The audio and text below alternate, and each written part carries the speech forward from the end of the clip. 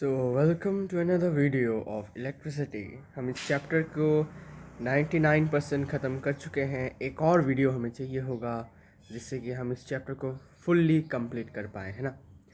तो चलिए कुछ क्वेश्चन ही करेंगे आज भी, है ना। तो शुरू करते हैं। पहला क्वेश्चन है कि the heat produced in a wire of resistance X and current when a current Y flows through it in time Z is given by. तो कितना हीट प्रोड्यूस होगा, है ना। तो हमारे पास हीट का एक फॉर्मूला भी है, H equals to I square R T sorry. तो करंट क्या है, करंट यहाँ पर वाई है, रेजिस्टेंस यहाँ पर एक्स है और टाइम है जेड। तो करंट की जगह पर एक्स बिठा दो, सॉरी वाई बिठा दो, रेजिस्टेंस की जगह पर एक्स बिठा दो और टाइम की जगह पर जेड बिठा दो और कर दो मल्टीप्लाई। तो यहाँ पर हमने करंट की जगह पर वाई बिठाया। अब वाई बिठाने से नहीं, वाई बिठाया। अब ये आई स्क्वायर है तो वाई का स्क्वायर होना पड़ेगा, तो वाई स्क्वायर हो गया। और आर है एक्स और टाइम है जेड। तो जो अपना आंसर आएगा वो होगा वाई स्क्वायर एक्स जेड। ठीक है, क्लियर है, कोई डाउट है नहीं है। ईजी क्वेश्चन है तो कोई डाउट नहीं होना चाहिए। इसके बाद फिर से वही ईजी क्वेश्चन है, देखो। 100 joules of heat is produced per second in 4 ohm resistor. What is the voltage across the resistor? तो हीट प्रोड्यूस हो रहा है अभी 100 जूल का और रेजिस्टेंस है 4 ओम का और टाइम है पर सेकंड, मतलब क्या, हर एक सेकंड में। पर सेकंड का मतलब होता है हर एक सेकंड में कितना प्रोड्यूस हो रहा है। ओके, तो हमारे पास एक फॉर्मूला है कि heat equals to V square T by R. यहाँ से हम वोल्टेज निकालेंगे, ठीक है, मतलब पोटेंशियल डिफरेंस है वोल्टेज अक्रॉस द रजिस्टर। तो सिंपल, एच बिठा दिया, आर बिठा दिया और टाइम तो टी वन है। वी स्क्वायर इतना, वी स्क्वायर इक्वल्स टू 400, इसका रूट वी स्क्वायर इतना, तो वी होगा इसका स्क्वायर रूट और 400 का स्क्वायर रूट कितना होता है 20 volts. So this is the voltage across the end points of the register. Simple easy question है, कोई टफ नहीं है इसमें। ओके, इजी इजी क्वेश्चन है। आगे बढ़ते हैं। The electrical resistivities of four materials P, Q, R and S are given below. Which material will you use for making number 1 heating element of electric iron, number 2 connecting wires of electric iron, number 3 covering of connecting wires, give reasons. तो देखो, जब भी हम किसी भी चीज़ का heating element बनाएंगे तो हम ये देखकर बनाएंगे कि उसका रेजिस्टिविटी होना चाहिए हाई रेजिस्टिविटी, ठीक है। तो इस बात को नज़र में रखते हुए हम वायर को सिलेक्ट करेंगे। तो हीटिंग एलिमेंट में हाई रेजिस्टिविटी चाहिए, क्यों? बिकॉज हाई रेजिस्टिविटी होने से क्या होगा, वायर का रेजिस्टेंस ज़्यादा होगा और रेजिस्टेंस ज़्यादा होने से हीट क्या होगा, डायरेक्ट ज़्यादा निकलेगा, बिकॉज हीट और resistance directly proportional for a given current, ठीक है ना। तो जब तक कि रेजिस्टिविटी हाई नहीं होगा तो रेजिस्टेंस भी हाई नहीं होगा और इसी कारण से क्या होगा, इसी कारण से हीट भी ज़्यादा नहीं निकलेगा। सो हमें रेजिस्टिविटी चाहिए होगा हाई, ठीक है। तो यहाँ पर किसका रेजिस्टिविटी हाई है, तो रेजिस्टिविटी हाई इसका सबसे ज़्यादा है। देखो, इसका रेजिस्टिविटी सबसे ज़्यादा है, लेकिन हम इसको यहाँ पर यूज़ नहीं करेंगे। ऐसा क्यों? बिकॉज अगर हम इसको यूज़ करते हैं तो ये एक इंसुलेटर का काम कर रहा है यहाँ पर, बिकॉज एक इंसुलेटर है, इसका ये क्या है, रेजिस्टिविटी है। तो भाई अगर इंसुलेटर होगा तो जो करंट होगा वो तो फ्लो कर ही नहीं पाएगा, मतलब वो जा ही नहीं पाएगा, है ना। तो करंट जब जाएगा नहीं तो जो रेजिस्टेंस होगा वो बहुत ज़्यादा है, इसका मतलब। तो इसी कारण से क्या होगा, मतलब यू कैन से कि जो हीट फ्लो होगा, मतलब हीट प्रोड्यूस होगा, वो उतना ज़्यादा होगा जिससे कि अपना जो इलेक्ट्रिक आयरन का जो जिस भी मतलब एलॉय से बना है ये, वो मेल्ट हो सकता है, बिकॉज इतना हीट निकलेगा। देखो भाई, ये पॉजिटिव में है, देखो 10 टू द पावर 15 पॉजिटिव में, तो पता हो भाई कितना रेजिस्टिविटी है। तो इतना रेजिस्टिविटी हमें नहीं चाहिए होता है, हमें इससे थोड़ा हाई चाहिए होता है, मतलब हाई, वेरी हाई नहीं चाहिए, बस हाई चाहिए। तो हाई कौन सा है यहाँ पर? हाई ये है, ठीक है। ये हाई कैसे? बिकॉज देखो यहाँ पर -8 पावर है, यहाँ पर -7 पावर है, तो ऑब्वियसली इसका वैल्यू इनसे ज़्यादा है, इनसे ज़्यादा है इसका वैल्यू, बिकॉज ये -7 में है और -8 में है। ओके, सो इसका रेजिस्टिविटी सबसे थोड़ा ज़्यादा है, हाई है। तो इसको हम क्या करेंगे? यूज़ करेंगे फॉर हीटिंग एलिमेंट। तो और नंबर 1 का आंसर होगा S, because as it has high resistivity. और एक्चुअली ये नाइक्रोम जो है एलॉय, नाइक्रोम एलॉय का एक रेजिस्टिविटी है। ओके, ठीक है भाई।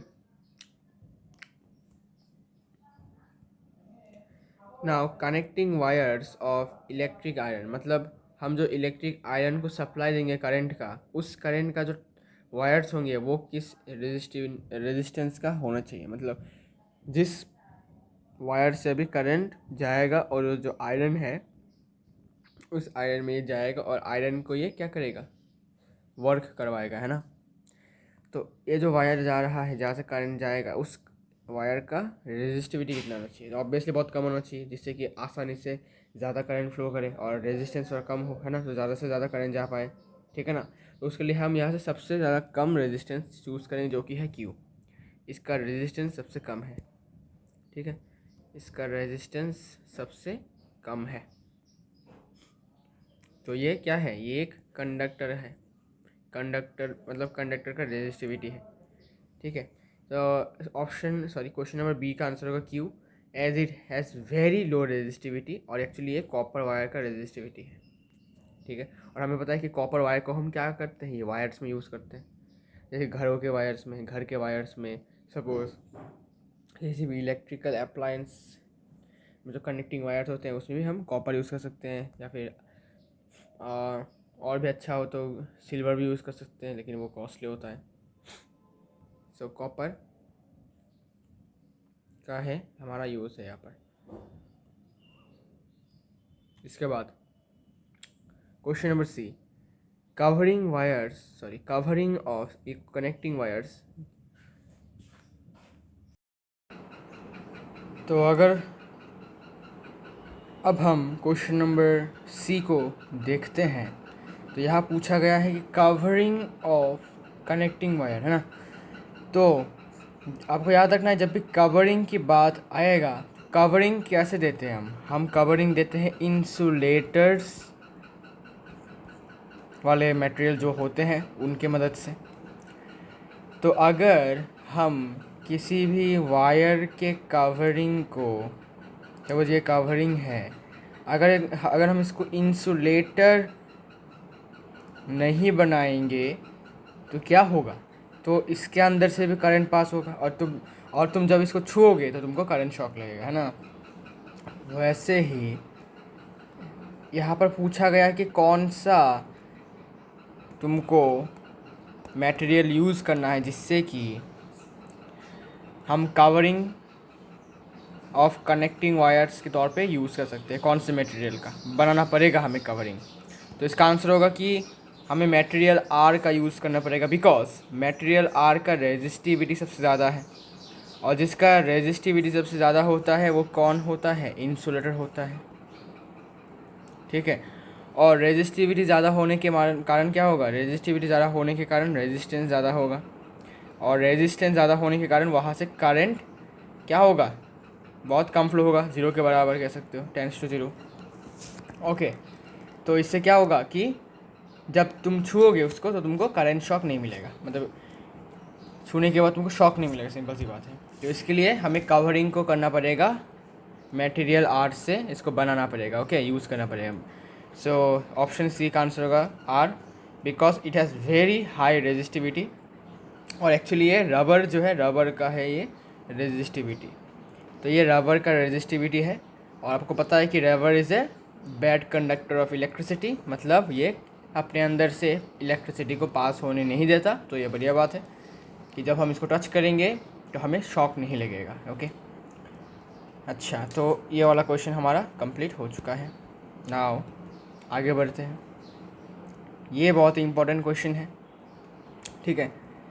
तो हमें पहले 5 क्वेश्चंस के आंसर निकालने हैं। पहला, equivalent resistance, reading of orange ammeter मतलब ये। फिर potential drop in 4 ohm and 6 ohm resistor मतलब ये और ये, ठीक है। इसके बाद रीडिंग ऑफ वाइट एमीटर मतलब ये, और रीडिंग ऑफ वोल्ट मीटर मतलब ये, ठीक है। तो कितना होगा, कैसे निकालेंगे? सबसे पहले इक्विवेलेंट रेजिस्टेंस निकालेंगे, मतलब पूरे सर्किट का जो टोटल रेजिस्टेंस क्या होगा वो निकालेंगे। कैसे निकालेंगे? बहुत सिंपल है। तो ये है मदर सेल। तो आपको एक बात याद रखना है कि मदर सेल जो होती हैं उनको ऐसे 2 रेजिस्टर्स पैरेलल में नहीं दिखती। कैसे दिखता है फिर? उनको हमेशा एक ही रेजिस्टर दिखता है पूरे सर्किट में। मतलब सेल के पर्सपेक्टिव से, पीओवी से अगर हम देखें तो उनको ये रेजिस्टर नहीं दिख रहा, ये रेजिस्टर नहीं दिख रहा, ये रेजिस्टर नहीं दिख रहा है, ये नहीं दिख रहा है, ये नहीं दिख रहा है। उनको बस एक रेजिस्टर दिख रहा है ऐसा, जो इन सभी के बराबर है, इन सभी के बराबर रेजिस्टेंस ऑफर कर रहा है। वो सिर्फ दिख रहा है किसको? सेल को। और उसी को हम कहते हैं इक्विवेलेंट रेजिस्टेंस। क्लियर है? सो ये दोनों पैरेलल में है, तो सेल को क्या करेगा? सेल ये 2 जो रेजिस्टर है ये नहीं दिखेगा उनको। सेल को ये 2 रेजिस्टर्स नहीं दिखेंगे, उनको दिखेगा कि यहाँ से एक और रेजिस्टर है इमेजिनरी, जिसका रेजिस्टेंस इन दोनों के बराबर है, ठीक है। तो इन दोनों के बराबर रेजिस्टेंस वाले रेजिस्टर का वैल्यू हम निकाल सकते हैं यूजिंग फार्मूला। तो वो क्या होगा? 1/RP के बराबर होगा, जो कि होगा 1/6 + 1/3 करने से ये हो जाएगा 2 ओम। तो सेल को क्या दिख रहा है? सेल को एक्चुअली ये दोनों रेजिस्टर्स नहीं दिख रहे हैं, उनको दिख रहा है कि यहाँ पर एक इमेजिनरी रेजिस्टर है जिसका रेजिस्टेंस 2 ओम के बराबर है, मतलब इन दोनों के बराबर है। क्लियर है? इसके बाद गौर से देखो, अभी इसमें से जो करंट जा रहा है आई, इससे जा रहा है करंट आई, इसमें से करंट आई जा रहा है, यहाँ से भी करंट आई जा रहा है, यहाँ से भी करंट आई। अभी इस वाले रेजिस्टर के अंदर से भी करंट आई जा रहा है, फिर गया गया गया गया करंट आई गया, इसके अंदर से भी करंट आई जा रहा है, इसके अंदर से भी करंट आई जा रहा है, और फिर से सेल में चला गया। तो आपको याद रखना है कि जितने भी रेजिस्टर्स हैं उन सब के अंदर से अगर सेम करंट जाता है तो वो सारे के सारे सीरीज़ में होते हैं। याद रखना है आपको, जितने भी रेजिस्टर्स लगे होंगे सर्किट में, अगर उसके अंदर से सारे के सारे रेजिस्टर्स के अंदर से अगर सेम करंट फ्लो कर रहा है तो समझ जाना कि सारे के सारे सीरीज़ में है। लेकिन पैरेलल में क्या होगा? पैरेलल में तीनों के तीनों या फिर चारों के चारों या फिर 2, ठीक है, रजिस्टर के अंदर से सेम करंट नहीं जाएगा। तब समझ जाना है कि अगर सेम करंट नहीं जा रहा है मतलब वो पैरेलल में है। क्लियर है? ये बात याद रहेगा। ओके, तो अभी सेल को तो ये नहीं दिख रहा, उनको ये दिख रहा है कि यहाँ पर एक इमेजिनरी रजिस्टर है 2 ओम का, ठीक है।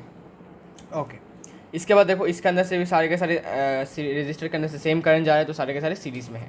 So total resistance of the circuit will be RS, और RS किसके बराबर होगा? यहाँ पर एक इमेजिनरी रजिस्टर है RP जो हमने निकाला था, प्लस यहाँ पर क्या है 2 ओम, यहाँ पर 1 ओम, यहाँ पर 4 ओम, सारे के सारे प्लस कर दो, सीरीज़ में है तो सबको प्लस करना पड़ता है, तो 9 ओम होगा इसका आंसर। ठीक है, क्लियर है? तो ये होगा इक्विवेलेंट रेजिस्टेंस का आंसर।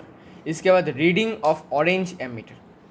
अब गौर से देखो, ऑरेंज एमीटर क्या रीड कर रहा है? पूरे सर्किट का करंट कितना है। बिकॉज एमीटर क्या करता है? एमीटर का काम होता है सर्किट को मेजर करना, लेकिन किस वाले पार्ट का ये मेजर कर रहा है? ये पूरे सर्किट का मेजर कर रहा है। क्यों ऐसा कह रहा हूँ मैं? बिकॉज देखो, सेल के अंदर से आई करंट निकला, इस वाले रजिस्टर के अंदर से भी आई करंट जा रहा है, अभी इस वाले एमीटर के अंदर से भी आई करंट जा रहा है, और आई क्या है? This is the total current of the circuit, है ना। तो ऑरेंज एमीटर क्या मेजर करेगा? टोटल करंट कितना है सर्किट में, और इसको हम निकालेंगे कैसे? मतलब हमें सिंपली क्या करना है, हमें रीडिंग ऑफ ऑरेंज एमीटर के मतलब से होता है कि हमें पूरे सर्किट का टोटल करंट निकालना है। तो कैसे निकालेंगे? हमें वोल्टेज पता है, टोटल वोल्टेज पता है, टोटल रेजिस्टेंस पता है हमें सर्किट का, बस ओम्स लॉ की मदद से निकाल लो total current. So reading of orange ammeter equals to total current in the circuit, जो कि होगा I इक्वल्स टू V/RS। ठीक है, RS होगा बिठाया बिठाया आंसर होगा 10/3 एम्पियर। ठीक है, 10/3 एम्पियर इतना होगा reading of orange ammeter. Clear है? ठीक है भाई। अच्छा, इसके बाद क्या बोला, potential drop in 4 ohm and 6 ohm resistor. तो देखो 4 ओम रेजिस्टर है ये, इसके अक्रॉस, इस वाले रेजिस्टर के अक्रॉस कितना पोटेंशियल ड्रॉप हुआ। पोटेंशियल ड्रॉप का मतलब कि अभी देखो ये मदर है, ये सेल क्या है, मदर, वोल्टेज क्या है, मदर। तो वोल्टेज मदर है, तो मदर क्या करेगी, अपने जितने भी बच्चे लोग हैं उन सबको क्या करेंगे, इक्वल अमाउंट में क्या करेंगी, वोल्टेज देंगी, है ना, वोल्टेज देंगी। तो वोल्टेज देने के कारण वो अपना 30 के 30 वोल्ट किसी एक को नहीं देगा, मतलब नहीं देगी, लेकिन इंस्टेड वो क्या करेगी, वो अपना कुछ हिस्सा इस बच्चे को देगी, इस बच्चे को देगी, इस बच्चे को देगी, इसको देगी, इसको देगी, है ना। तो पूरा 30 वोल्ट किसी एक को नहीं मिल रहा, ये जितने भी रजिस्टर है सब में डिवाइड हो रहे हैं। यहाँ पर रजिस्टर 1 2 3 4 5 5 रजिस्टर्स में डिवाइड होंगे। ठीक है। अच्छा, अब ऐसे बोला गया कि भाई ऐसा, अगर ऐसा है तो इसको कितना मिलेगा, 4 ओम रजिस्टर को कितना वोल्टेज मिल रहा है उसको हमको निकालना है, और है 6 ओम को कितना मिल रहा है। ओके, तो देखो कैसे निकालना है। देखो potential drop in 4 ohm resistor, तो इसको हमने वी आई मान लिया, सॉरी वी वन। ठीक है, 4 ओम रजिस्टर के अंदर जो पोटेंशियल ड्रॉप है उसको हमने V1 मान लिया। अब ओम्स लॉ की मदद से, अब गौर से देखो, थोड़ा इजीली गौर से देखो, मुझे बताओ क्या हमें पता है कि इस वाले रजिस्टर के अंदर से कितना करंट जा रहा है? बता सकते हो? ज़रूर बता सकते हो। कैसे? बिकॉज हमें पढ़ा था कि सीरीज़ में रजिस्टर के अंदर से जो करंट होता है वो डिवाइड नहीं होता है ना। तो पूरे सर्किट में हमने मेजर किया, अभी ऑरेंज एमीटर का वैल्यू आया था 10/3 एम्पियर, मतलब पूरे सर्किट में 10/3 एम्पियर का करंट दौड़ रहा है। करंट यहाँ पर डिवाइड हुआ बिकॉज ये पैरेलल में है, फिर से यहाँ पर आके मिक्स हो गया, फिर से ज्वाइन हो गया, मतलब अभी करंट यहाँ से इसके अंदर से भी 10/3 एम्पियर जा रहा है, इस वाले रजिस्टर के अंदर से भी 10/3, इस वाले रजिस्टर के अंदर से भी 10/3 का एम्पियर का करंट दौड़ रहा है। तो रेजिस्टेंस पता है, करंट पता है, तो वोल्टेज निकाल सकते हैं। क्लियर है? वोल्टेज ड्रॉप निकाल सकते हैं कैसे, यूजिंग ओम्स लॉ। तो हमने वही किया। सो V1 सॉरी, करंट है total current of the circuit, और R1 मतलब इस वाले रेजिस्टेंस का कितना, इस वाले रजिस्टर का कितना रेजिस्टेंस है, जो कि है 4 ओम। सो करंट पता है 10/3 और ये है 4, तो 40/3 वोल्ट होगा। तो मदर जो है वो 30 वोल्ट में से इतना पार्ट इस वाले 4 ओम रजिस्टर को दे रही है। ठीक है, क्लियर है? अब 6 ओम रजिस्टर के अंदर कितना होगा? ठीक है, तो देखो गौर से देखो, हमें पता है कि मदर को ये रजिस्टर और ये रजिस्टर नहीं दिख रहा है, उनको यहाँ पर एक और रजिस्टर दिख रहा है इमेजिनरी, जिसका रेजिस्टेंस है 2 ओम। ठीक है, और अगर मैं अभी इसको गौर से देखूँ तो इस वाले रजिस्टर के अंदर से भी आई करंट जा रहा है। ठीक है, क्लियर है? तो हमें पता है इसका रेजिस्टेंस पता है, इसके अंदर से कितना करंट दौड़ रहा है वो हमें पता है कि 10/3 एम्पियर है। तो इसका वोल्टेज मतलब इस वाले इमेजिनरी रजिस्टर मतलब इक्विवेलेंट रजिस्टर के अक्रॉस में कितना वोल्टेज है वो हम निकाल सकते हैं। कैसे? Using Ohm's law. अच्छा, लेकिन इससे हमारा क्या फ़ायदा? गौर से देखो, थोड़ा गौर से देखो, यहाँ पर जो रजिस्टर इमेजिनरी है वो देखो सेम पॉइंट से सारे के सारे कनेक्टेड है, मतलब ये वाला रजिस्टर और ये वाला रजिस्टर, देखो तीनों के तीनों रजिस्टर इसी पॉइंट से कनेक्टेड है, सेम पॉइंट से, सेम एंड पॉइंट से। तो अगर मैं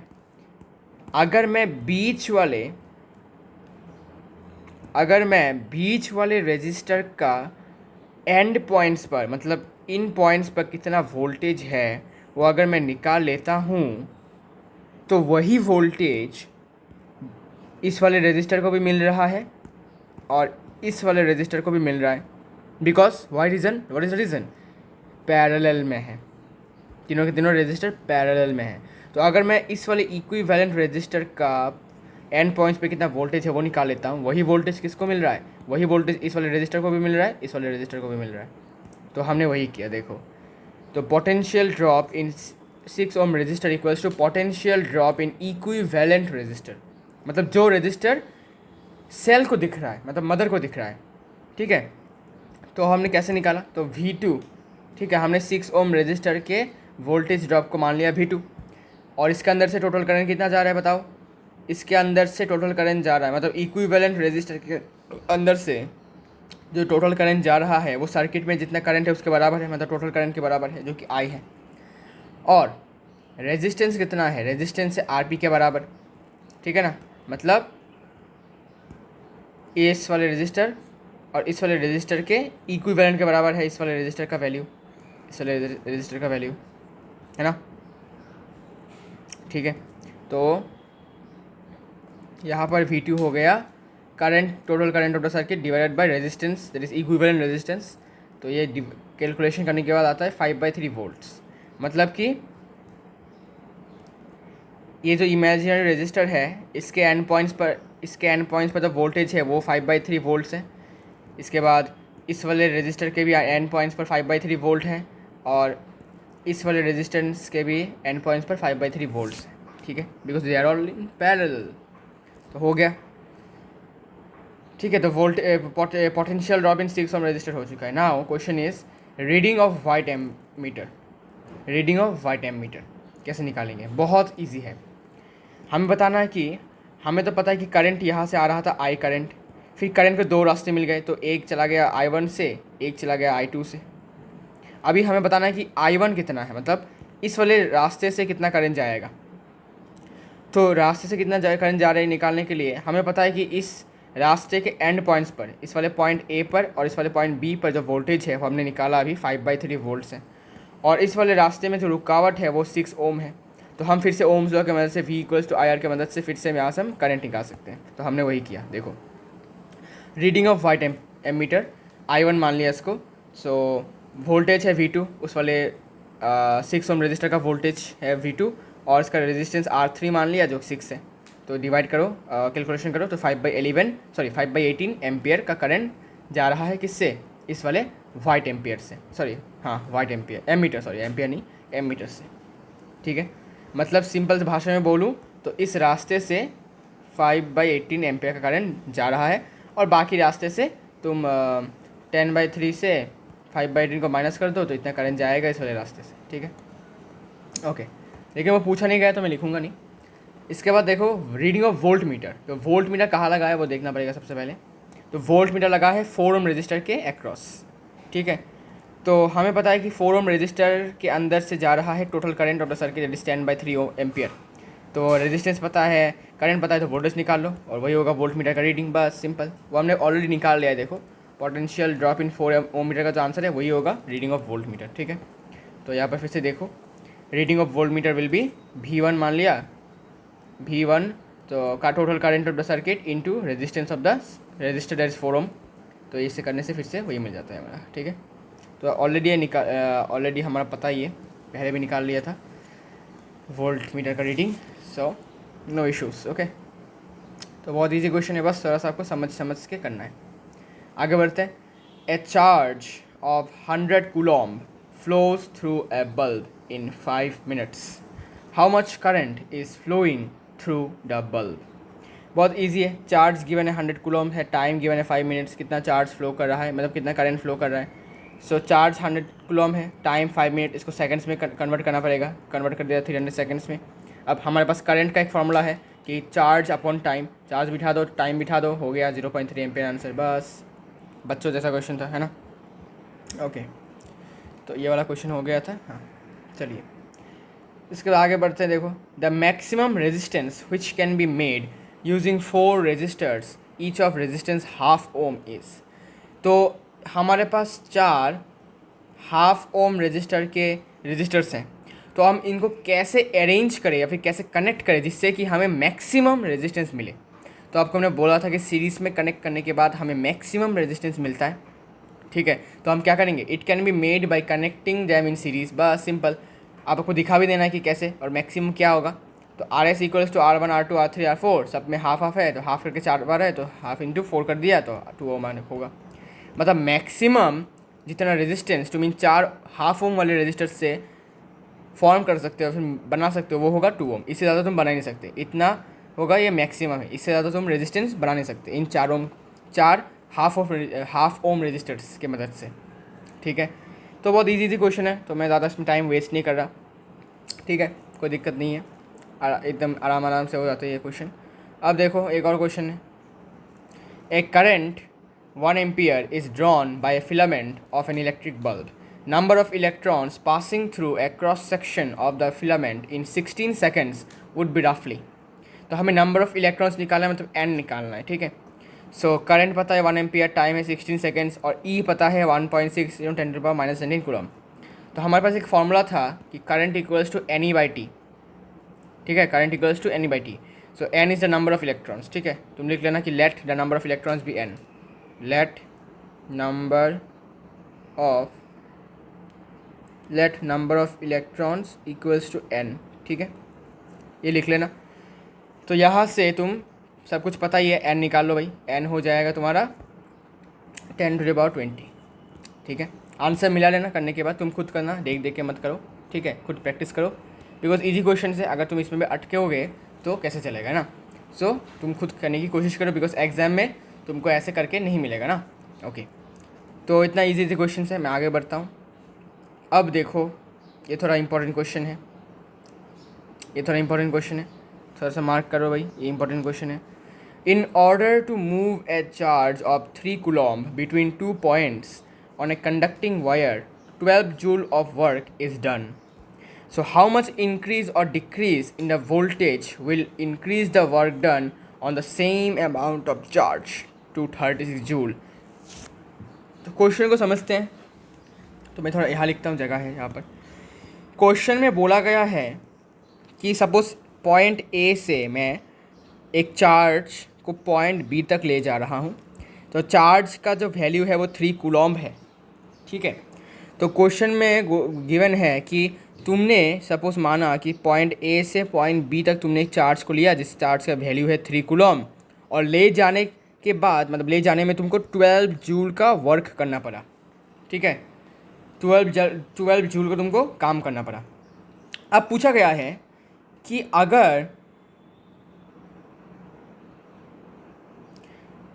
अगर तुम्हें फिर से सेम चार्ज दिया गया है, फिर से मुझे सेम चार्ज को पॉइंट ए से पॉइंट बी तक लेके जाना है, 3 कूलॉम्ब के चार्ज को, लेकिन इस बार कुछ ऐसा करना पड़ेगा जिससे कि, मतलब पोटेंशियल डिफरेंस कितना होगा इन दो पॉइंट्स के बीच में, जिससे कि अब जब मैं 3 कूलॉम्ब के चार्ज को पॉइंट ए से पॉइंट बी तक ले जाऊंगा तो मुझे 36 जूल का काम करना पड़ेगा। मतलब सबसे पहले तुमको निकालना पड़ेगा कि भाई फर्स्ट केस में ए और बी पॉइंट्स के बीच में पोटेंशियल डिफरेंस कितना था और अब कितना है। जितना होगा उनको माइनस कर दो तो तुमको हाउ मच इंक्रीज़ हुआ वोल्टेज में वो पता लगाना पड़ेगा, मतलब पता चल जाएगा। मतलब कि सिंपल भाषा में तुमको फर्स्ट केस में कितना पोटेंशियल डिफरेंस है वो निकालना है, और सेकंड केस में कितना पोटेंशियल डिफरेंस है वो निकालना है। फिर फाइनल माइनस इनिशियल करना है, तो तुमको हाउ मच इंक्रीज़ हुआ या फिर डिक्रीज़ हुआ वोल्टेज में वो बताना है, ठीक है। अब ये कैसे पता चलेगा, देखो तुम फर्स्ट केस में अगर तुम देखते हो तो चार्ज गिवन है 3 कूलॉम्ब और वर्क डन है 12 जूल। तो हमारे पास एक फार्मूला है कि voltage equals to work done by charge. तो वर्क डन हुआ 12 और चार्ज है 3 कूलॉम्ब का, तो 4 वोल्ट। ये 4 वोल्ट का मतलब क्या है? इस 4 वोल्ट का मतलब है कि पॉइंट ए और पॉइंट बी के बीच में जो पोटेंशियल डिफरेंस है वो है 4 वोल्ट्स। जो पोटेंशियल डिफरेंस है वो है 4 वोल्ट्स, याद रखना, ठीक है। ये फर्स्ट केस में था। अब सेकंड केस में चार्ज सेम है, बिकॉज देखो सेम चार्ज बोला, सेम अमाउंट ऑफ चार्ज, लेकिन इस बार वर्क डन हुआ है सपोज 36 जूल, क्वेश्चन में गिवन है। तो अब वोल्टेज कितना है, कितना वोल्टेज में कितना इंक्रीज़ हुआ है, जिससे कि हमें ऐसा देखने को मिला, ऐसा केस देखने को मिला, ठीक है ना। तो देखो तुमने सबसे पहले करना क्या है कि तुमको निकालना कि अब सेकंड केस में वोल्टेज कितना है, मतलब पोटेंशियल डिफरेंस कितना है। तो वोल्टेज को हमने वी डैश मान लिया, वर्क डन थोड़ा चेंज है तो डब्ल्यू डैश मान लिया, चार्ज सेम है तो इसको क्यू ही माना। तो 36/12, 36/12, ओके। तो सेकंड केस में वोल्टेज जो है, सेकंड केस में वोल्टेज है 12 वोल्ट्स, फर्स्ट केस में 4 वोल्ट है। तो इंक्रीज़ कितना हुआ, मतलब 4 वोल्ट से जो 12 वोल्ट हुआ इसमें इंक्रीज़ कितना हुआ। 4 में क्या ऐड करोगे तो तुमको 12 मिलेगा, 8। तो +8 वोल्ट करने पर ही तो तुमको 12 वोल्ट मिलेगा। और 12 वोल्ट के पोटेंशियल डिफरेंस होने के कारण ही तुम जब सेम अमाउंट ऑफ चार्ज को पॉइंट ए से पॉइंट बी तक ले जाओगे तो तुमको 36 जूल का वर्क डन करना पड़ेगा। क्लियर है या नहीं बताओ? क्लियर है? आई होप तुमको क्लियर है। ठीक है, तो बस हमें बताना है कि कितना इंक्रीज़ हुआ है। तो 12 वोल्ट सेकंड केस में, फर्स्ट केस में 4 वोल्ट, तो इंक्रीज़ कितना हुआ? तो 12 से 4 माइनस कर दो तो इंक्रीज़ पता चल जाएगा। सो इंक्रीज इन वोल्टेज हो जाएगा वी डैश माइनस वी, मतलब V final minus V initial, जो कि होगा 12 माइनस 4 8 वोल्ट्स। तो इतना क्या हुआ? इंक्रीज़ हुआ वोल्टेज में, जिसके कारण सेम चार्ज को एक पॉइंट से दूसरे पॉइंट तक ले जाने के लिए हमें 36 जूल का काम करना पड़ेगा। बस सिंपल है।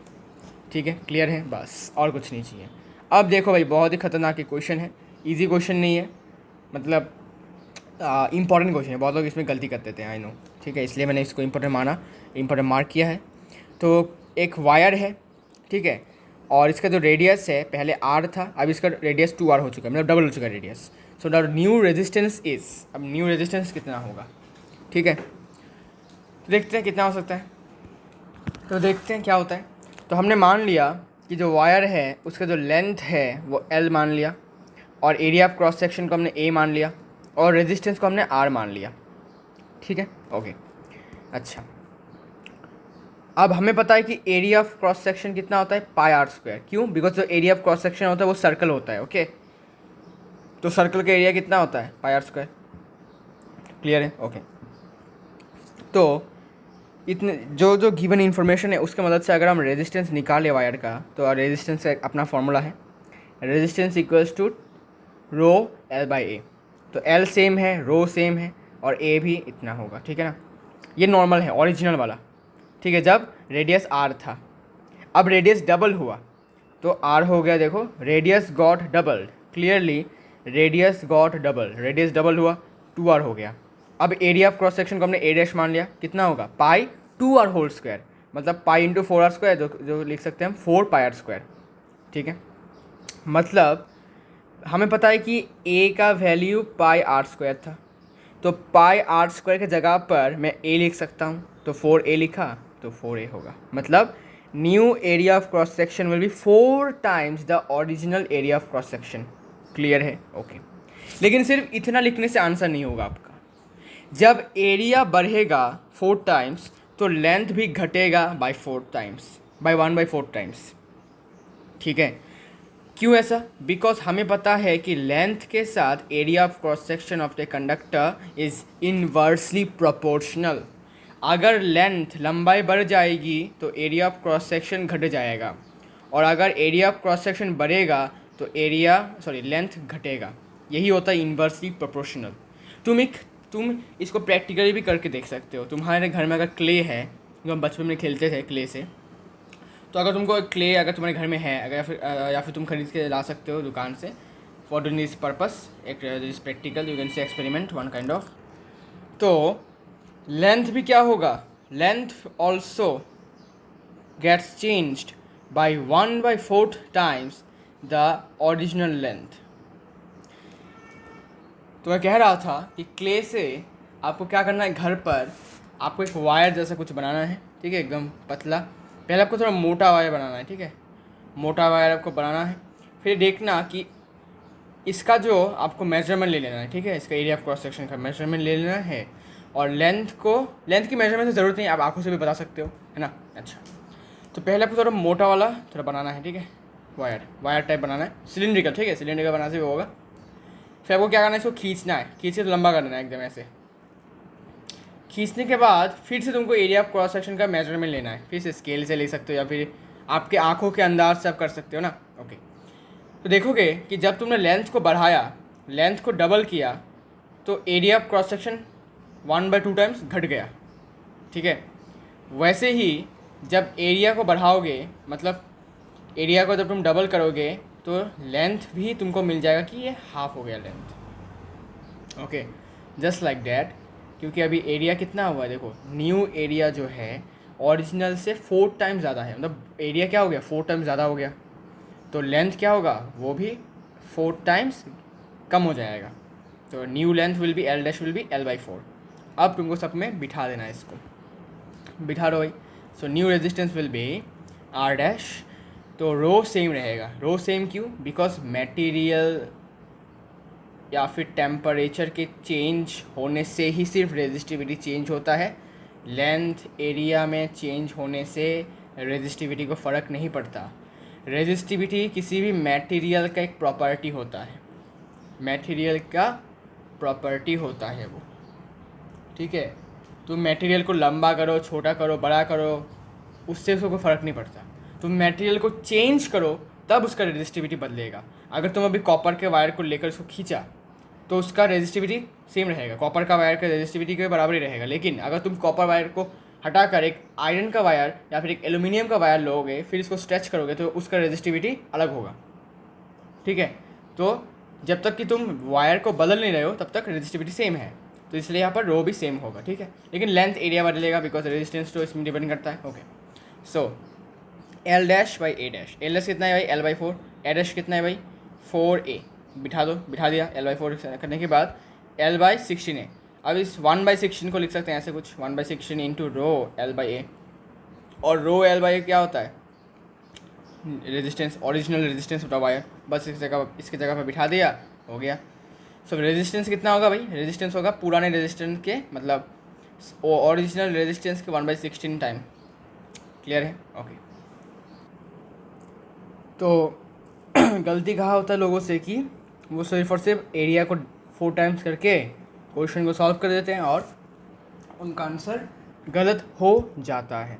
सो उस जगह पर थोड़ा सा आपको ध्यान रखना है। ओके, अब मैंने आप लोगों के लिए एक फॉर्मूला चार्ट बनाया है, तो आप लोग इसका एक स्क्रीनशॉट रख सकते हैं।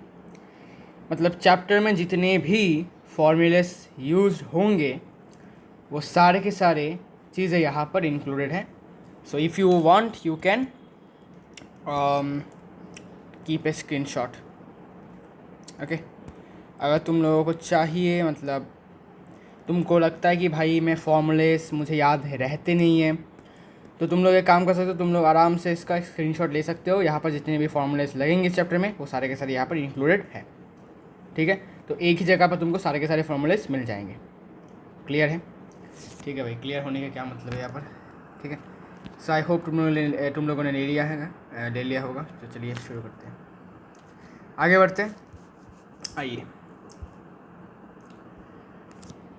अब हम कुछ थियोरेटिकल क्वेश्चंस करेंगे, फिर हम लास्ट में और भी इफेक्टिव रेजिस्टेंस के रिलेटेड और भी क्वेश्चंस करके हमारा चैप्टर एंड करेंगे नेक्स्ट वीडियो में। ओके, इस वीडियो में हम और भी कुछ थियोरेटिकल क्वेश्चंस कंप्लीट करने वाले हैं, ठीक है।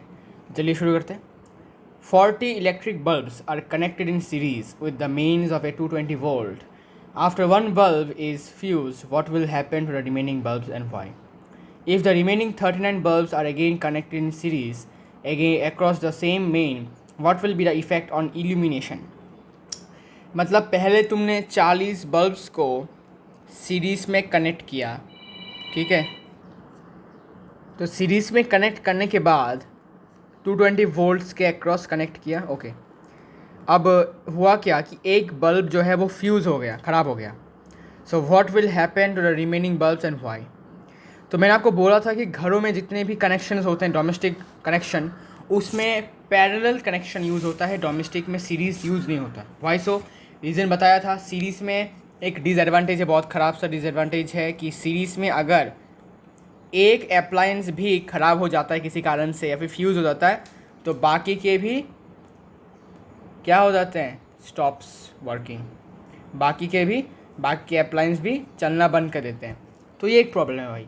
अरे भाई तुम ख़राब हुए हो, बाकी के ख़राब नहीं हुए हैं, बाकी के चलना बंद कर देते हैं। तो एक डिसएडवांटेज है ना, कि सपोज़ तुम्हारा टीवी ख़राब हो गया, तो टीवी ख़राब होने से तुम्हारा वॉशिंग मशीन जो एकदम ठीक ठाक था, तुम्हारा ट्यूबलाइट, तुम्हारा गीज़र, तुम्हारा रेफ्रिजरेटर, सारे के सारे चलना बंद कर देंगे। तो ऐसा तो भाई बहुत डिसएडवांटेज है। मतलब एक के ख़राब होने से बाकी के चलना बंद कर देते हैं। तो सीरीज़ में ये प्रॉब्लम है। तो यहाँ पर भी सेम प्रॉब्लम होगा तुमको कि remaining bulbs will stop working because they are all connected in series. They are all connected in series, okay. ये प्रॉब्लम होगा। फिर बोला गया कि अभी अगर हम 39 बल्ब्स को फिर से लगाते हैं सीरीज़ में और सिर्फ फिर से 220 वोल्ट से अक्रॉस लगाते हैं, तो अब उनके इल्यूमिनेशन मतलब ब्राइटनेस में क्या इफेक्ट होगा, क्या वो ज़्यादा मतलब क्या वो ज़्यादा ब्राइटनेस से जलेंगे या फिर कम ब्राइटनेस से जलेंगे। इसका आंसर होगा कि ज़्यादा ब्राइटनेस से जलेंगे। कैसे, रीज़न क्या है, तो मैं इसको थोड़ा यहाँ एक्सप्लेन करता हूँ, जगह वहाँ पर नहीं था। ओके, देखो, तो मदर क्या है, वोल्टेज। वोल्टेज क्या करेंगी, मतलब मदर क्या करेंगी, सबको समान तरीके से देखेंगी, तो सबको मतलब यू कैन से कि सेम या फिर कुछ कुछ अपना पार्ट खाना जो है ना वो सबको इक्वल अमाउंट में देगी, मतलब इक्वल ना हो, थोड़ा थोड़ा पार्ट देगी, है ना, देंगी, है ना। सो अगर मैं 220 वोल्ट्स को 40 से डिवाइड कर देता हूँ, क्योंकि 40 बल्ब्स हैं, सो ये हो जाता है 5.5 वोल्ट, मतलब सबको अप्रॉक्सीमेटली 5.5 वोल्ट मिलेगा, सब सारे के सारे बल्ब्स को, ठीक है। और अभी जब एक बल्ब चला गया तो सबको मिल रहा है 5.64 वोल्ट्स।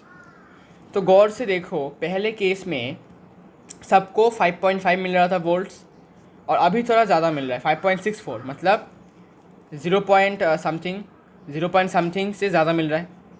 तो वोल्टेज थोड़ा ज़्यादा मिलेगा, मतलब क्या, वोल्टेज और करंट डायरेक्टली प्रोपोर्शनल, तो करंट ज़्यादा, और करंट ज़्यादा होने से क्या होगा, करंट ज़्यादा होने से वो बल्ब जो है वो थोड़ा ज़्यादा ग्लो करेगा, ठीक है, थोड़ा ज़्यादा ग्लो करेगा। क्लियर है, ओके। तो आंसर क्या होगा, आंसर होगा illumination of the bulbs will increase a bit, ठीक है, थोड़ा इल्यूमिनेशन में इंक्रीज होगा, ठीक है, ग्लो इंक्रीज होगा। Now what are the conditions required, what are the conditions other which a charge can move in a conductor. बहुत simple है, एक चार्ज को मतलब इलेक्ट्रॉन को एक कंडक्टर के अंदर से मूव होने के लिए क्या चाहिए, तो इसका आंसर होगा पोटेंशियल डिफरेंस। पोटेंशियल डिफरेंस है एक्चुअली एक तरीके का फोर्स कह सकते हो, ठीक है। तो ये फोर्स क्या करता है, धक्का देता है इलेक्ट्रॉन को, तू भाग भाई, तू कंडक्टर में भाग, नहीं तो चार्ज फ्लो नहीं, करंट बनेगा नहीं, तो भाग। तो इलेक्ट्रॉन से मजबूर होते हैं, बिकॉज उनको कॉन्टिन्यूसली धक्का देता रहता है बैटरी उनको कॉन्टिन्यूसली धक्का देता रहता है। तो इससे क्या होता है, इलेक्ट्रॉन्स मजबूर होकर कॉलिशंस होते होते खिसक के वो मूव करते हैं, और इसके वजह से भी रेजिस्टेंस फॉर्म होता है। ओके, सो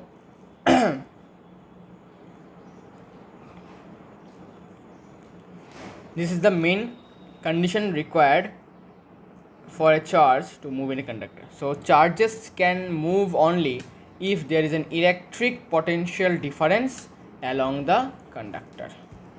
तो कंडक्टर के अक्रॉस में पोटेंशियल डिफरेंस का होना ज़रूरी है, इसके बिना चार्जेस मूव नहीं करेंगे। सिमिलरली एक और क्वेश्चन है, पहले वाले क्वेश्चन जैसा ही, मतलब फर्स्ट क्वेश्चन की जैसा ही। 3 incandescent bulbs of 100 watt each are connected in series in an electric circuit. In another circuit, another set of 3 bulbs of the same wattage are connected in parallel to the same source. Will the bulb in the two circuits glow with the same brightness? Justify your answer. तो ये आपका homework रहेगा, लेकिन मैं आपको समझा दूंगा कैसे करना है, क्या है इसका question.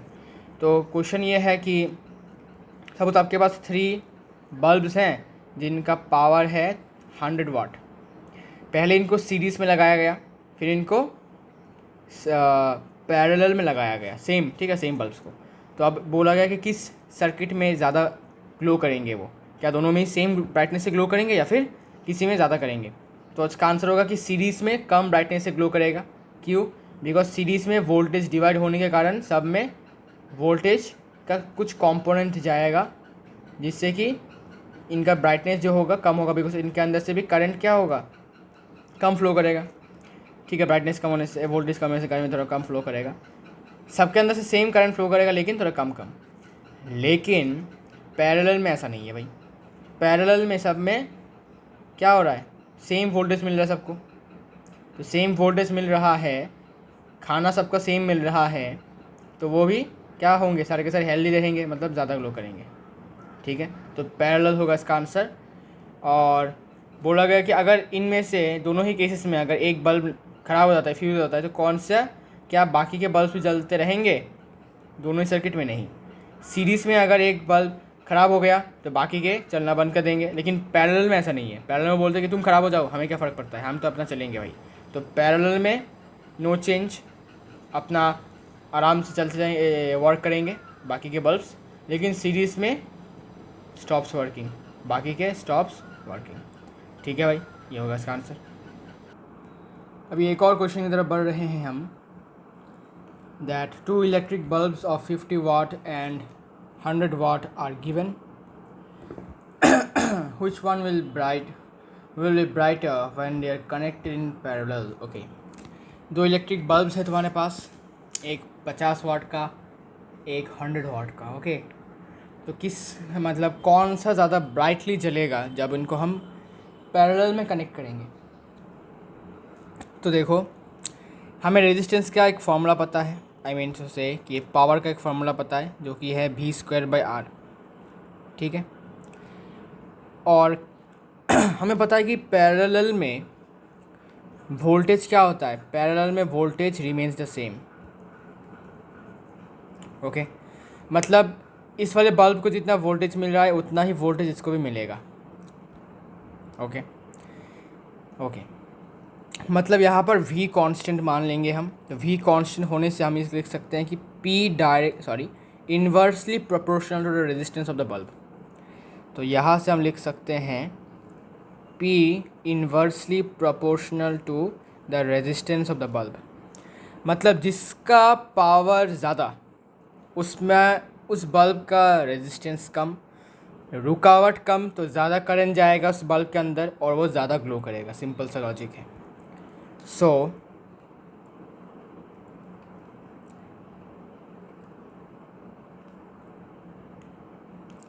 So the 100 watt bulb has least resistance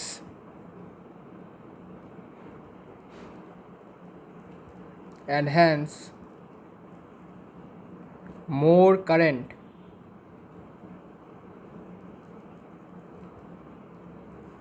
will flow through it and hence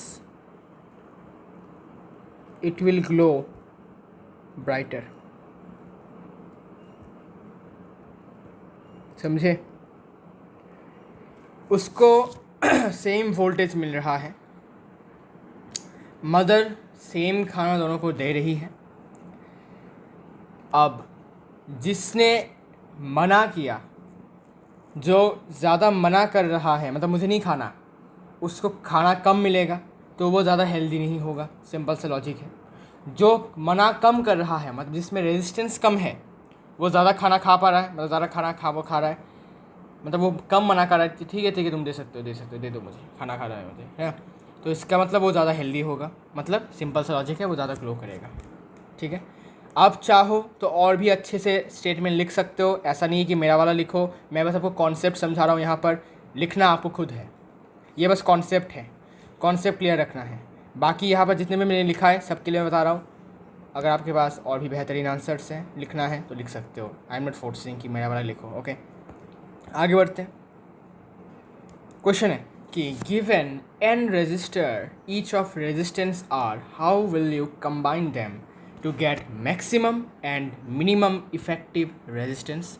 what is the ratio of the maximum to minimum resistance? तो बहुत ही आसान सा क्वेश्चन है। क्वेश्चन में क्या बोला गया है आइए देखते हैं।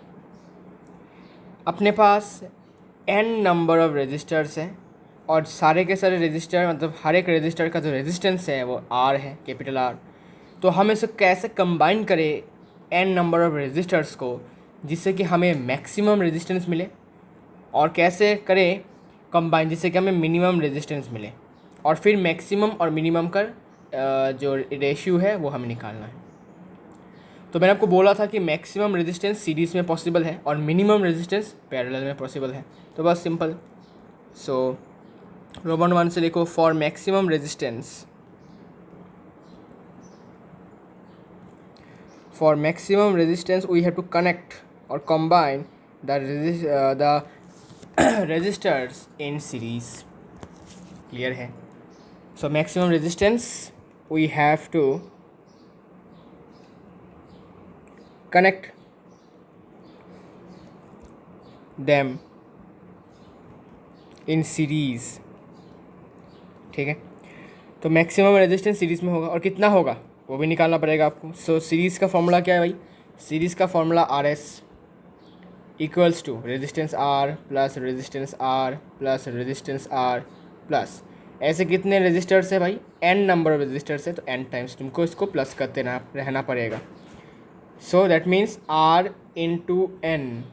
Okay, so this is one answer. Maximum resistance कितना हो सकता है? R into N. Now for minimum resistance we have to connect them in parallel. For minimum resistance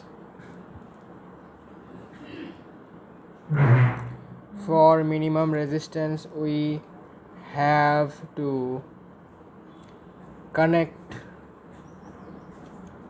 them in parallel. और पैरेलल में कनेक्ट करने के बाद जो इफ़ेक्टिव रेजिस्टेंस होगा उसको निकालने का फॉर्मूला अपन के पास है, हम सब के पास है ना. क्या है वो फॉर्मूला? वो फॉर्मूला है 1 R P equals to 1 R plus 1 R. ऐसे करते करते करते up to how many times? N times, because N number of resistors है तो एन टाइम्स. मतलब हमें डायरेक्टली ऐसे लिख सकते हैं कि 1/r इंटू एन. ठीक है, 1/r इंटू एन. ठीक है. ओके, मतलब लिख सकते हो n/r.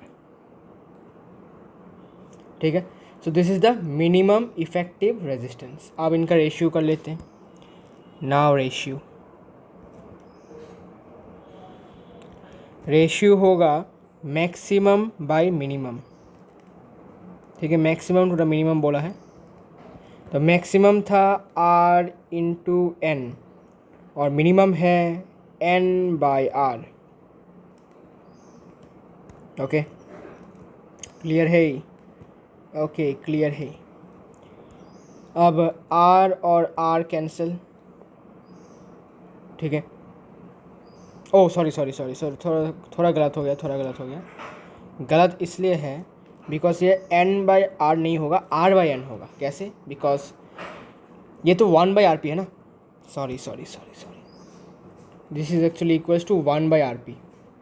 तो हमें तो चाहिए rp, तो यहाँ से rp होगा इसका रेसिप्रोकल, तो rp इक्वल्स टू r/n होगा. ठीक है, सॉरी ऐसा गलती हो जाता है कभी कभी.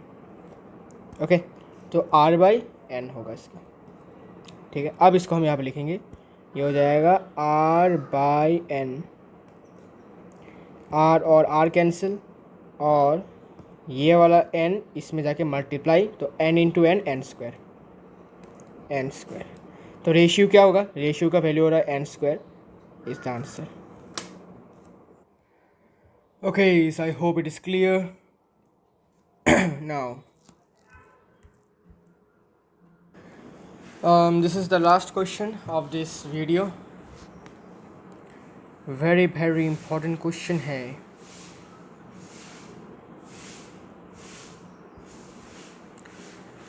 तो एक वायर है जिसका रेजिस्टेंस है 20 ओम. इसको बेंड किया गया है और एक क्लोज्ड स्क्वायर के फॉर्म में इसको शेप दिया गया है. So what is the resistance across the diagonal of the square? तो सबसे पहले एक स्क्वायर बनाते हैं. ठीक है, तो यहाँ पर एक रेजिस्टेंस,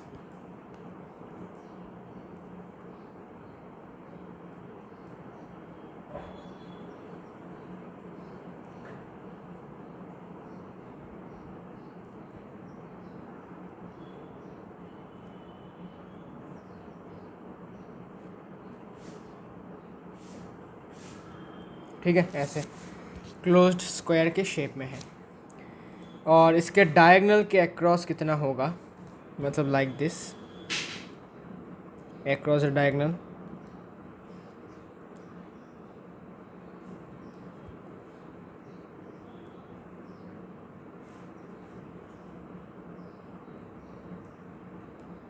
ठीक है, across the diagonal.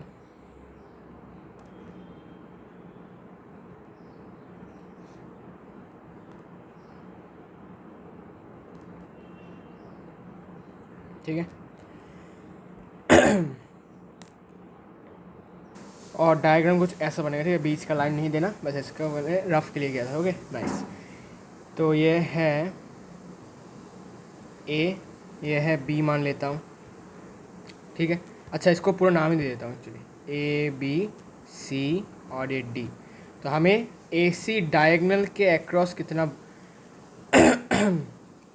रेजिस्टेंस है वो निकालना है। ओके ओके, अब गौर से देखो, 20 ओम का एक रेजिस्टेंस है, इसको बेंड किया गया है स्क्वायर के फॉर्म में। तो हमें पता है कि स्क्वायर के हर एक साइड्स इक्वल होते हैं। तो 20/4 कर दो, तो यहाँ भी 5 ओम रेजिस्टेंस होगा, यहाँ भी 5 ओम, यहाँ भी 5 ओम और यहाँ भी 5 ओम, ऐसे होगा, ठीक है। सो टोटल रेजिस्टेंस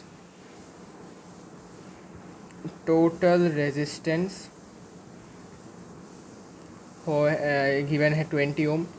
तो आपको लिखना है कि resistance in arm A B equals to B C equals to C D equals to D A equals to 20/4, that is 5 ohm. Arm मतलब कह सकते हो ये वाला, ऐसा इस वाले पार्ट को हम आर्म कहते हैं, ठीक है, मतलब साइड भी कह सकते हो, अभी तो स्क्वायर का साइड है। तो ये भी 5 ओम हो गया, ये भी 5 ओम हो गया, ये भी 5 ओम हो गया और ये भी 5 ओम हो गया। ओके, इसके बाद क्या, इसके बाद हमें इसके डायगनल के अक्रॉस कितना रेजिस्टेंस होगा, इफेक्टिव रेजिस्टेंस, वो निकालना है। सो डायगनल के अक्रॉस निकालने के लिए हमें देखना पड़ेगा कि डायगनल के अक्रॉस हम एक इमेजिनरी रेजिस्टेंस इमेजिन करते हैं। तो करंट आया यहाँ से आई, क्लियर है। अब करंट को 3 रास्ते मिल रहे हैं, एक है ये वाला रास्ता, एक है ये वाला रास्ता और एक है ये वाला रास्ता। यहाँ से जाएगा I1, यहाँ से I2 और यहाँ से I3, क्लियर है। और I2 जा रहा है, जा रहा है, I2 जा रहा है, यहाँ से फिर से I1 सॉरी, यहाँ से I1 जा रहा है, I1 जा रहा है, I1 जा रहा है, I1 जा रहा है, जा रहा है, ठीक है। तो यहाँ से भी I1 जा रहा है, यहाँ से भी I1 जा रहा है। तो देखो, जिस रेजिस्टर के अंदर से सेम करंट जाएगा वो दोनों रेजिस्टर होंगे सीरीज़ में। तो ये रेजिस्टर और ये रेजिस्टर सीरीज़ में, बिकॉज दोनों के अंदर से सेम करंट जा रहा है, ये बात याद रखना है। तो ये दोनों सीरीज़ में होगा, तो इनका जो इफेक्टिव रेजिस्टेंस होगा वो होगा सीरीज़ के इफेक्टिव रेजिस्टेंस के फॉर्मूला के बराबर। ओके, सिमिलरली अब यहाँ से I3 करंट जा रहा है, यहाँ से भी I3 करंट, अब इस वाले रेजिस्टर के अंदर से भी I3 करंट जा रहा है। तो यहाँ से भी I3 करंट जा रहा है, यहाँ से भी I3 करंट जा रहा है, सेम करंट जा रहे हैं दोनों रेजिस्टर्स के, मतलब दोनों रेजिस्टर सीरीज़ में होंगे, सीरीज़ में है। तो ये भी सीरीज़ में, ये भी सीरीज़ में। अब इसके अंदर से कुछ अलग करंट जा रहा है, I2 जा रहा है, ठीक है। तो इफेक्टिव रेजिस्टेंस निकालने के लिए सबसे पहले हमें इन दोनों को सीरीज़ का इफेक्टिव निकालना पड़ेगा, इन दोनों का सीरीज़ का निकालना पड़ेगा। फिर इन दोनों का जो सीरीज़ आया और इन दोनों का जो सीरीज़ आया, उसके साथ इसका जो ये है, मतलब थर्ड वाला जो मतलब मिडिल वाला है, उसका जो रेजिस्टेंस होगा पैरेलल में होगा। ऐसा क्यों? बिकॉज इसके अंदर से जो करंट जा रहा है और इसके अंदर से जो करंट जा रहा है और इसके अंदर से जो करंट जा रहा है, दोनों सेम नहीं है। करंट सेम नहीं है मतलब क्या, पैरेलल में है। ये आपको याद रखना है, वेरी इंपॉर्टेंट है। सो नाम दे देना है बस, इसको R1 मान लो, इसको R2 मान लो, इसको R3 मान लो, इसको R4 मान लो। तो बताना है कि since R1 and R2 are in series में कैसे, मैंने बोला दोनों के अंदर से सेम करंट जा रहा है, सेम करंट जाना मतलब सीरीज़ में होना, ठीक है। सो देयरफॉर RS हो जाएगा यहाँ से R1 + R2, मतलब 5 + 5 10 ओम। तो इन दोनों सीरीज़ का जो इफेक्टिव रेजिस्टेंस है वो है 10 ohm. Similarly also since R3 and R4 are also in series. Are also in series. ये दोनों भी सीरीज में बताया था बिकॉज दोनों के अंदर से सेम करंट दौड़ रहा था. So there for R S dash equals to R3 plus R4. ठीक है, R3 plus R4 equals to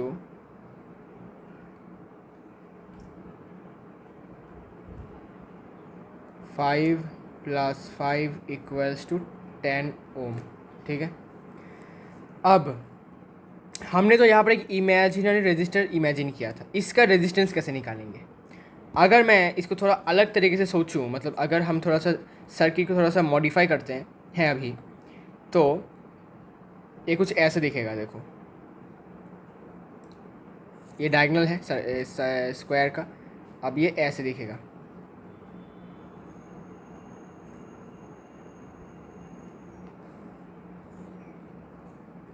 ठीक है, अब बोलोगे भाई तो ये कहाँ से आया? यहाँ पर दो थे.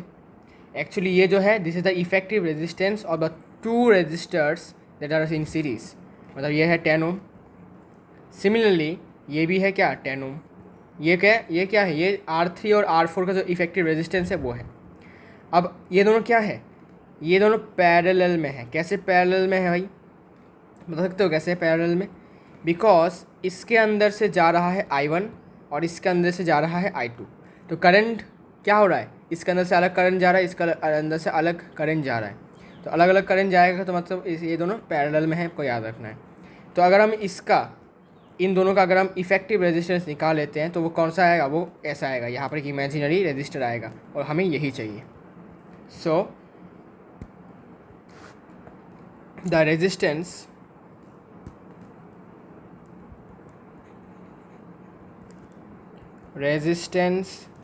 across diagonal AC equals to 1/RP के बराबर होगा, जो कि 1/RS प्लस 1/RS डैश के बराबर है. यहाँ से हमने एक शॉर्टकट टेक्निक बताया था, RP equals to RS into RS dash by RS plus RS dash. ठीक है, क्लियर है? बस यहाँ से बस लगा दो 10 into 10 by 10 plus 10. So 100/20 that is 5. ये 100 है ऊपर और यहाँ पर नीचे 20, तो 5 ओम. मतलब यहाँ पर जो इमेजिनरी अपना रेजिस्टर होगा, मतलब अगर हम यहाँ पर एक रेजिस्टर लगाते हैं तो उसके ये क्या है, डायगोनल के अक्रॉस लगाया है, तो इसका रेजिस्टेंस होगा 5 ओम. तो निकालने का टेक्निक आपने देखा. ऐसे टाइप के क्वेश्चन में पहले भी करवाया था. सो इसमें कोई प्रॉब्लम आपको होना नहीं चाहिए. ठीक है, so hands this is the end of this video. मिलते हैं नेक्स्ट वीडियो में, और नेक्स्ट वीडियो में हम इस चैप्टर को ख़त्म करेंगे. तब तक के लिए गुड बाय.